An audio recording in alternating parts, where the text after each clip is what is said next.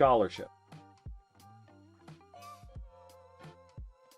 I've mentioned what we're told in Colossians chapter 1 about Jesus being the image of the invisible God, the firstborn of all creation, for by him all things created, whether in heaven and earth, visible, invisible, principalities, powers, dominions, authorities, all things created by him, for him. He is before all things. In him all things hold together. He is the very embodiment of the wisdom of God. All the treasures of wisdom and knowledge are hidden in him. Now, a lot of people want to say, well, that's just spiritual wisdom and knowledge. They want to limit that area to just spiritual things. But Paul hadn't done that. He had just said that Jesus Christ created all things. And he had pretty much exhausted the prepositions and everything else to say, ta panta, created by him, for him, in him, that ta panta, sunestic, and it holds together. You can't just then go, but the wisdom and knowledge that's in Jesus is just this part over here, and all the rest of human knowledge and the great scholarship of the modern day, that's outside the lordship of Christ. No. There's no way to read it that way. That's a radical claim. It is radical, and you must understand it is one of the primary objects of the hatred of those that are in rebellion against God. And since one of the means of expression of rebellion against God is the claim of wisdom, isn't that what Romans 1 says? Professing themselves to be what? Fools? No. Professing themselves to be wise. Yet their foolish hearts are darkened. And so, it should not be surprising to us that the history of man's intellectual activity is a history of rebellion. It is a rebellion against the Creator. It's a rebellion against him who made us. And so it should not... That's why I say to people, especially, well, I say to all believers. I mean, if you're someone who actually watches this thing, listens to this, for you, this is a given, and so I say it to you. But for any believer who wants to be meaningfully active in our world today, you need to read 1 Corinthians 1:18 through about the end of chapter 2 pretty regularly. I mean, at least once a month. And meditate upon it. Yeah, meditate upon it. That's actually a biblical thing. Not just read through it and then move on like you read your Facebook feed. Okay? That ain't going to get you anywhere. Meditate upon what it means for God in his wisdom. By his wisdom, he has ordained things in such a way that man by his wisdom will not come to know God. That has certain meaning to it.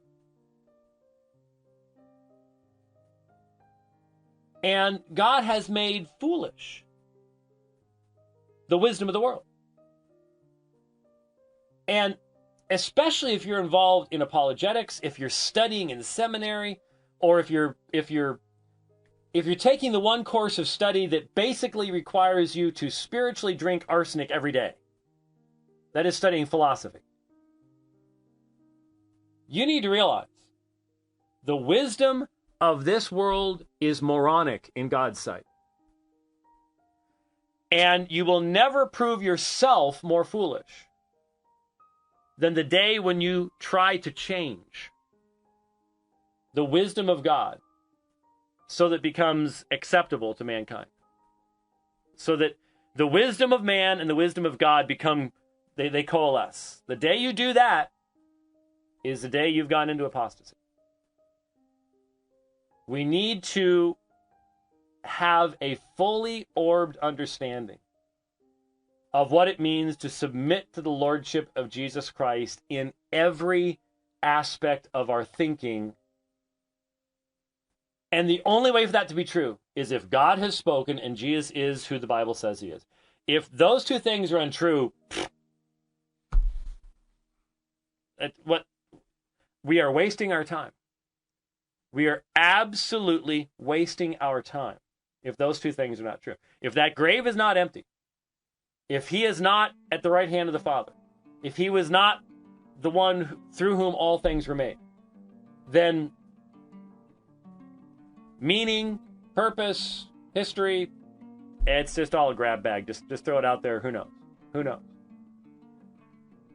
But when I speak of submitted scholarship, what I'm speaking of is submitting every aspect of my heart and mind and being open from the start that in opposition to the scholarship of the world that puts man at the center and puts God as an object of knowledge out here, I am going to proclaim my servanthood to Jesus Christ, and I am going to submit everything under his lordship, and hence I am going to seek to see his creation in light of his creative purpose for his creation. And that means when I look at history, I'm going to see it as the written record of my God glorifying himself and accomplishing his purposes. You can't do that! I can hear it now. They'll laugh you out of the academy. Yeah? And any one of us could die this very day and stand before Christ to be judged. Which is more important? Which is more important? I think we need to be straight up front and let the Bart Ehrmans mock. And then as soon as they start, point out that the emperor has no clothes.